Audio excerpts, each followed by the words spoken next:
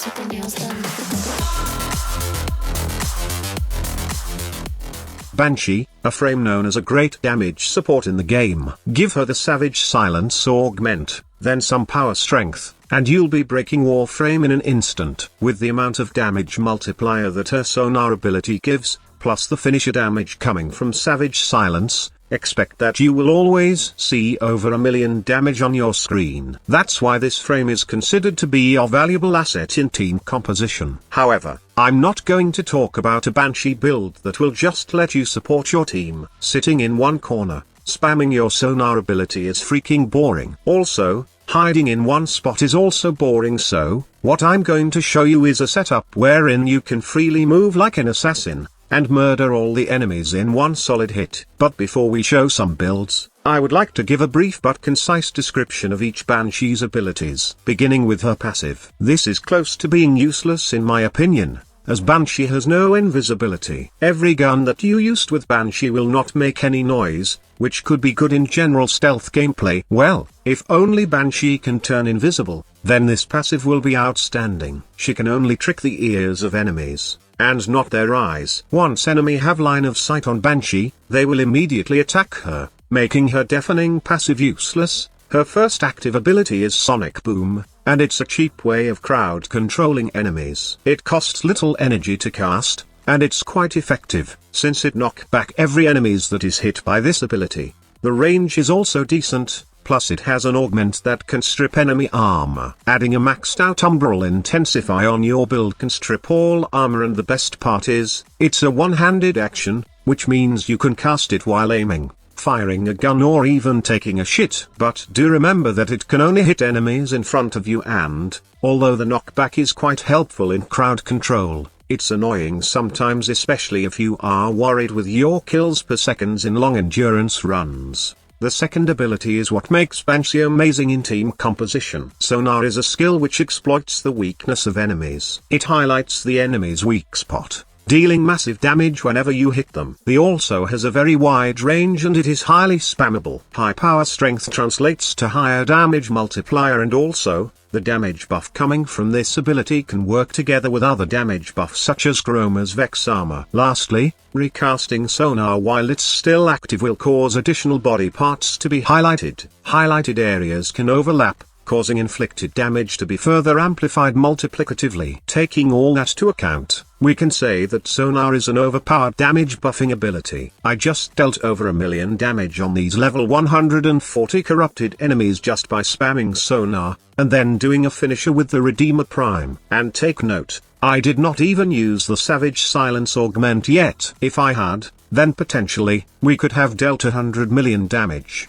Speaking of her third ability, Silence is one of the most misunderstood ability in the game. To start with, this ability don't need high range. It only needs very little range, depending on your play style, to make it efficient against enemies. The thing about Silence is it's like a cloak worn by Banshee. When you activate it, that cloak then stun enemies, and limits their perception. But the stun is short, and enemies can recover fast. The best thing you could do is to lower the range, so only a group of enemies will be stunned. Another misconception about this ability is it has innate finisher trigger. It will only trigger finisher once you have the Savage Silence augment on your build, and, just like what I've said before, Savage Silence, paired with sonar, will give you insane amount of damage. Although the damage output is entertaining, most players only see these huge damage on the testing room. They don't use Banshee in real missions because, despite all those huge damage, this frame is by far the worst when it comes to survivability. She doesn't have anything reliable on her kit to make her survive against high-level enemies. But don't worry, this is why I made this video, to show you how to deal those million damage in real missions without dying. I'll teach you all those methods, but for now, let's briefly discuss her final ability, Soundquake. Honestly, this is the worst skill of Banshee. The damage is not good, it makes you a very vulnerable target,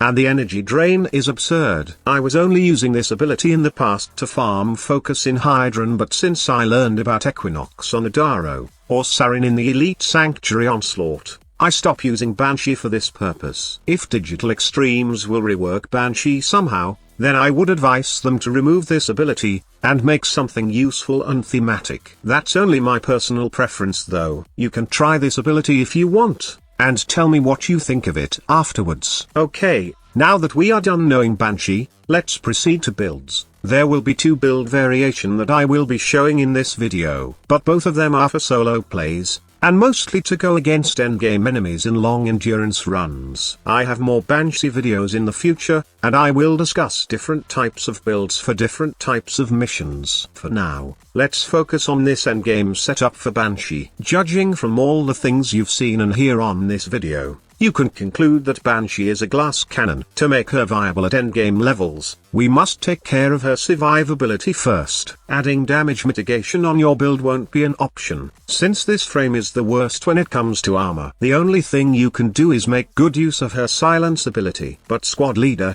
her silence has a very short stun duration. Yes, it's super short, but with a very low range, it can be very effective. The idea of this build is to affect a small portion of enemies, and take advantage of your silence stun effect. With a max narrow-minded, your silence will be very effective with just 6.8 meters radius. Add the Savage Silence mod, plus a lot of power strength, then you'll have a Banshee that can one-shot enemies. But leader, how am I supposed to survive with a short-range build? Did you drop your brain making this build? No, I did not. This is just one half of the setup. The rest will be making Banshee invisible infinitely. Add 2 arcane trickery on your setup, then use the Skijati. This Nikana, along with arcane trickery, will keep your Banshee invisible for the rest of the mission. Remember that this melee weapon can turn your frame invisible for 5 seconds after a finisher. It will make you undetectable since silence will always trigger the finisher, and your invisibility will refresh once you have done another finisher attack. To mod your Skijati, I advise that you go with lots of melee damage, finisher damage, critical damage,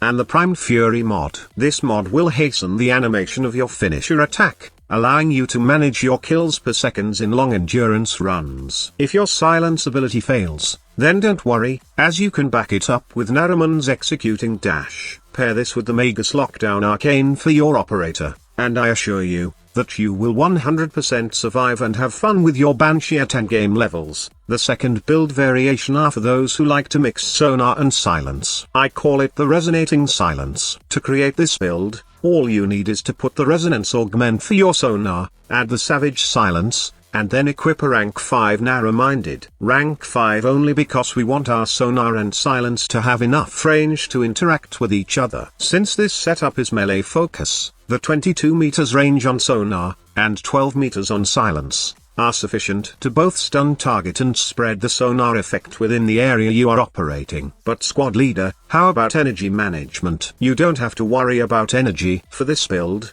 since both your silence and sonar last for over 50 to 60 seconds. That's enough time to get some energy orbs from enemies, and if it fails, you can always rely on your Naruman and Skijati. It's a perfect build for Banshee in endgame levels. So that's all about it. Before you go, I would like to announce that I'll be hosting another Zato Excalibur Deluxe skin giveaway. To enter, simply comment below on how much damage did you achieved with your Banshee, along with your in-game name. Also, don't forget to like this video if you find it informative. Comment if you want to ask something, and share it with your friends. Thank you so much for watching. Squad leader signing off.